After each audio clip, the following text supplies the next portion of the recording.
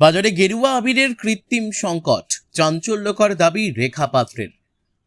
আগে তৃণমূল পার্থ এবং অর্পিতাকে দিয়ে টাকা চুরি করিয়েছে, এবার গেরুয়া আবির চুরি করে বাজারে আবিরের সংকট করার চেষ্টা করছে।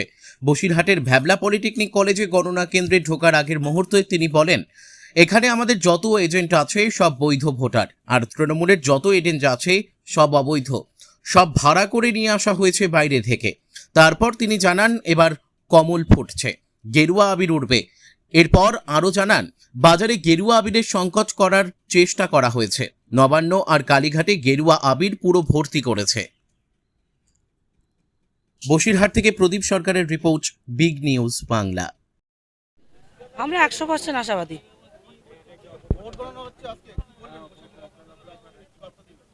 মমতা বন্দ্যোপাধ্যায়কে একটাই বার্তা দেবো, যতই করো চাপ্পা, এবার আসছে ভাজপা। আর কিছু বলার নেই তো। এখানে দেখতে পাচ্ছেন সব চোর ডাকাত এইসব ছাড়া এখানে একটা দেখেছেন বৈধ ভোটার কটা আছে? দেখুন, আমাদের এখানে যত এজেন্ট দেখবেন সব বৈধ ভোটার, আর তৃণমূলের যতগুলো এজেন্ট এসছে সব অবৈধ, সব ভাড়া করে নিয়ে আসা হয়েছে বাইরের থেকে।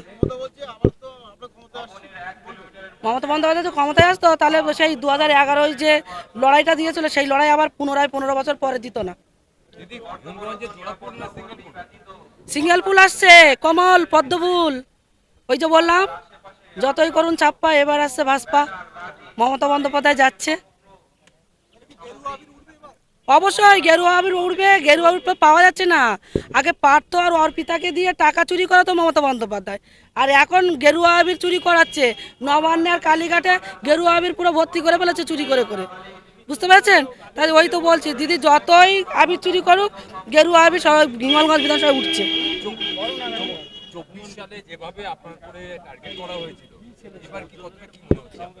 আপনার কি মনে হচ্ছে 24-এ করা ছিল, 26-এ করা হয়নি? দেখুন, এখানে আনন্দ সরকার বলুন আর বসিরহাট লোকসভায় হাজি নুরুল বলুন, এরা সবাই চোর।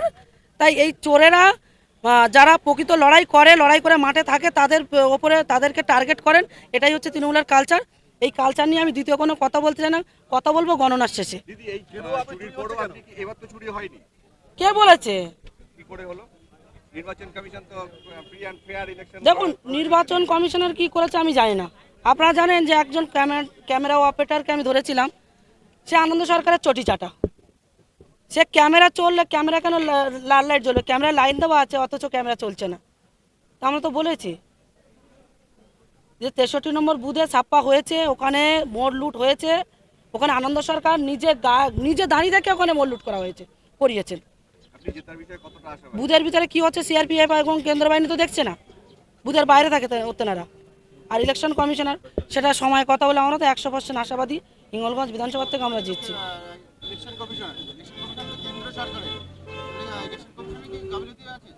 ইলেকশন কমিশন যদি কেন্দ্র সরকারের হতো, তাহলে 2024-এ কেন আজকে এত চক্রান্ত করে চুরি করে যেটা লোকসভাটাকে হারালো? ইলেকশন কমিশনার কখনোই কেন্দ্র সরকারের হয় না, সেটা প্রত্যেকটা দলের ওপরে দলকে নিয়ে ইলেকশন কমিশনার কাজ করে। ঠিক আছে, নির্দিষ্ট কোনো দলের হয় না। আবির চুরি হবে তো। এতদিন কালো মানুষের টাকা চুরি করে সেটাকে অর্পিতার পার্থ করে খাটের তলায় লুকিয়ে রেখে দিয়েছিল, আর এখন আবির চুরি হচ্ছে যাতে যাতে হিন্দু সনাতনীরা গেরুয়া আবির না পায়, না উড়াতে পারে, না আনন্দ করতে পারে, উৎসব করতে পারে। কিন্তু হবে, আমরা কিভাবে গেরুয়া আবির নিয়ে আসতে হয় সেটা আমরা জানি।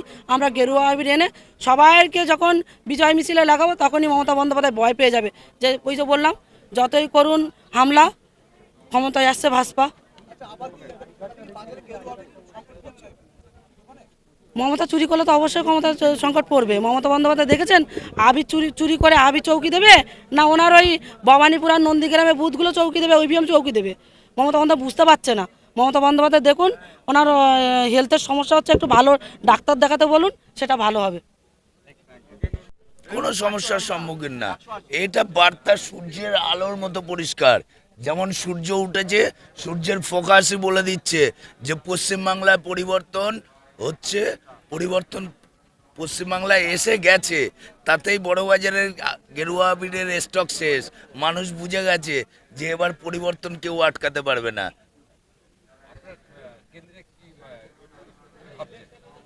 দিঘিতেও পদ্ম ফুল ফোটে, বাড়ির টপেও পদ্ম ফুল ফোটে।